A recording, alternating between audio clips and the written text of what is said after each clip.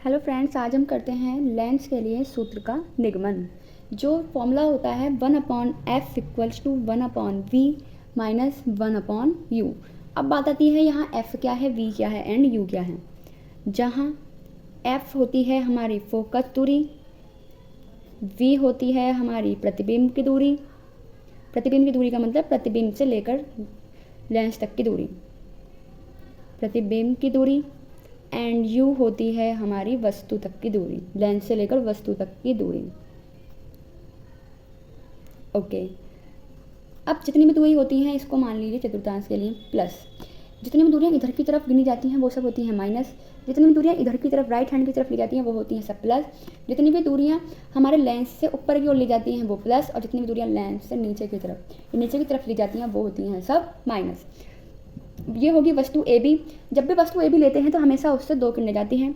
पहली किरण तो जाती है प्रकाशिक केंद्र से होती हुई। अब बात आती है प्रकाशिक केंद्र किसे कहते हैं।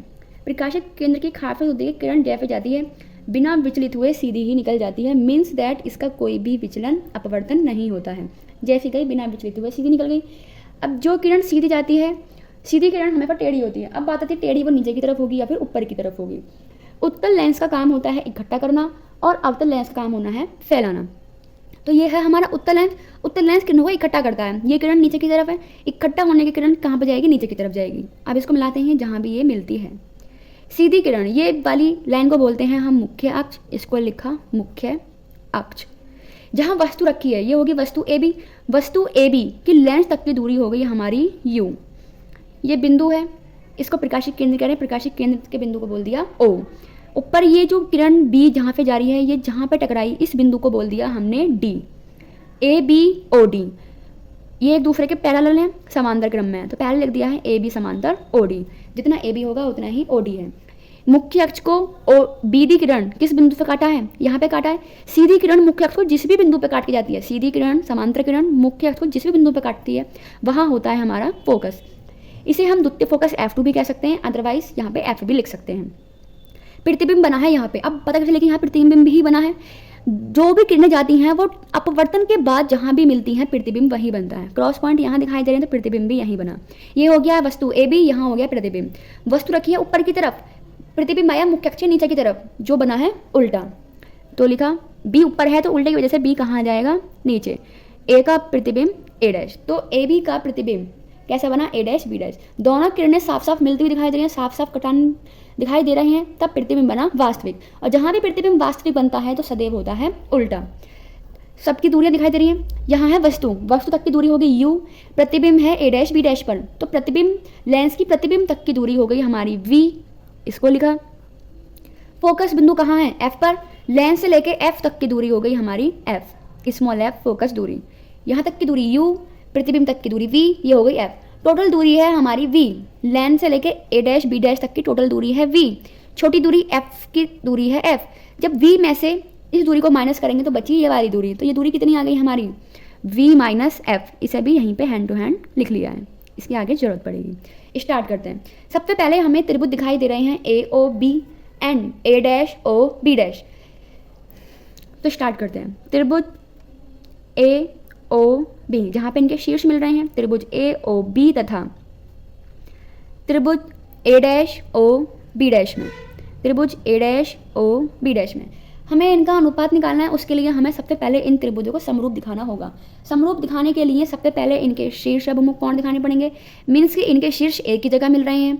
फिर दिखाना पड़ेगा कि इनका 90 एंगल कहाँ बन रहा है। जैसे ये ए पे बन रहा है 90 एंड यहाँ ए डैश पर बन रहा है 90। तो देखते हैं, कोण बी ए ओ बराबर कोण यहाँ 90 किस पे है, ए डैश पर। जहाँ पर भी कोण होता है वो पे हमेशा बीच में लिखते हैं। तो इसको हम कैसे पढ़ सकते हैं, ओ ए डैश बी डैश या बी डैश ए डैश ओ। तो कैसे पढ़ सकते हैं, इसको पढ़ा हमने ओ A dash and B dash. यहाँ ए पर भी 90 एंड ए डैश पर भी 90, तो हम क्या कह सकते हैं, बराबर 90। अब इनके शीर्ष जो कोण है कहाँ मिलते हुए दिखाई दे रहे हैं, A O B and B dash O A dash या A dash O B dash. O पे इन दोनों के शीर्ष मिल रहे हैं, लिखा। त्रिभुज ए ओ बी यहाँ पे शीर्ष मिला एंड त्रिभुज ए डैश ओ बी डैश। कोण भी लिख सकते हैं। कैसे कोण बने यहाँ, शीर्षाभिमुख कोण। शीर्षाभिमुख कोण का मतलब जहाँ पे इनके शीर्ष मिल रहे हों। शीर्ष कहाँ मिल रहे हैं दोनों त्रिभुज के? ओ पर। इसका भी शीर्ष ओ पे मिला एंड इसका भी शीर्ष ओ पे मिला। हम कह सकते हैं अतः त्रिभुज AOB तथा त्रिभुज A'OB' समरूप हैं। समरूप कहते ही हमें क्या काम करना है? जो सेम साइड है उनका अनुपात लेना है। पहला त्रिभुज ये वाला है, दूसरा त्रिभुज ये वाला है। इसका लंब दिखाई दे रहा है कितना है? AB। तब दूसरे त्रिभुज का भी लंब देखो कितना जा रहा है। पहले त्रिभुज का लंब जा रहा है AB, दूसरे त्रिभुज का लंब जा रहा है A', B' बराबर। इस त्रिभुज का आधार दिखाई दे रहा है कितना? AO। पहला त्रिभुज हमने AB लिया था तो आधार भी पहला किसका लेंगे? इसी का ही लेंगे। तो आधार कितना दिखाई दे रहा है? AO। अब इस त्रिभुज का आधार देखते हैं। इस त्रिभुज का आधार कितना दिखाई दे रहा है? A''O।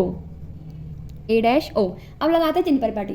लेंथ से जितनी भी दूरियां इधर लेफ्ट की होंगी सब माइनस, जितनी भी राइट की होंगी सब प्लस।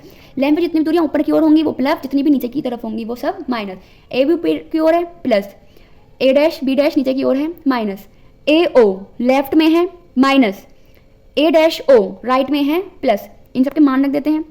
AB बटे A', B' यहाँ माइनस है, प्लस को लिखते नहीं, बराबर माइनस। AO, A से लेकर O तक की दूरी कितनी है? U। A''O, A' से O तक की कुल दूरी कितनी है हमारी? V। इसको लिखा V। इसको मान लेते हैं समीकरण 1। सबसे पहले हमने त्रिभुज लिया था AOB एंड OA', B'। क्या आपको अब दूसरा त्रिभुज दिखाई दे रहा है? देखते हैं। त्रिभुज शीर्ष कहाँ मिल रहे हैं? F पर। DFO तथा B', F, A' में शीर्ष मिल रहे हैं F पर।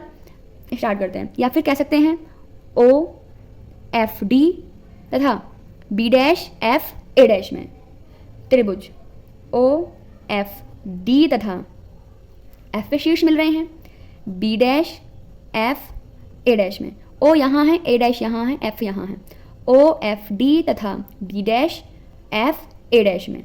जैसे हमने ऊपर सिद्ध करा 90 कहाँ बन रहा है? शीर्ष कहाँ मिल रहे हैं, फिर कहा समरूप। ऐसे ही इनमें देखना 90 कहाँ बन रहा है। 90 इस वाले त्रिभुज में तो A' पे बन रहा है, यहाँ 90 किस पे बन रहा है? O पर। जहाँ पे भी उल्टा T बन जाता है उसे कहते हैं 90। तो लिखा कोण DOF बराबर कोण यहाँ पे कितने का बन रहा है? FA', B', FA', B'। कितने डिग्री कोण है यहाँ पे? 90 डिग्री का। तो बोल दे यहाँ पे बराबर 90 डिग्री। अब शीर्ष कहाँ मिल रहे हैं दोनों त्रिभुज के? यहाँ मिल रहे हैं शीर्ष F पर। कोण OFD, OFD बराबर कोण ये भी F पे मिल रहा है A', F, B'।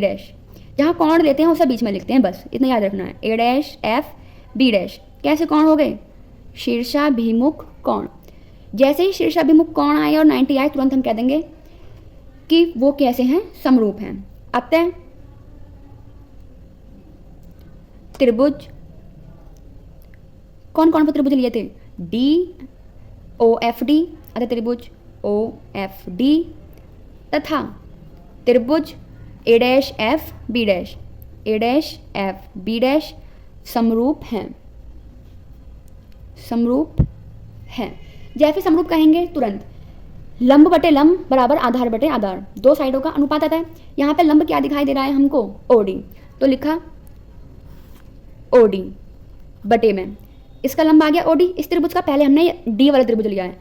इस त्रिभुज का लंब कितना दिखाई दे रहा है? A', B'। यहाँ है हमारा A', B'। अब इसका आधार कितना दिखाई दे रहा है आपको? OF। तो यहाँ पे लिखा OF। इसका आधार कितना दिखाई दे रहा है? F, A'। अब लगाते चिन्ह परिपाटी। OD लेंस के ऊपर है, ऊपर की दूरी प्लस, A', B' लेंस के नीचे है, नीचे की दूरी माइनस। OF लेंस के राइट हैंड पर है, राइट हैंड के लिए प्लस।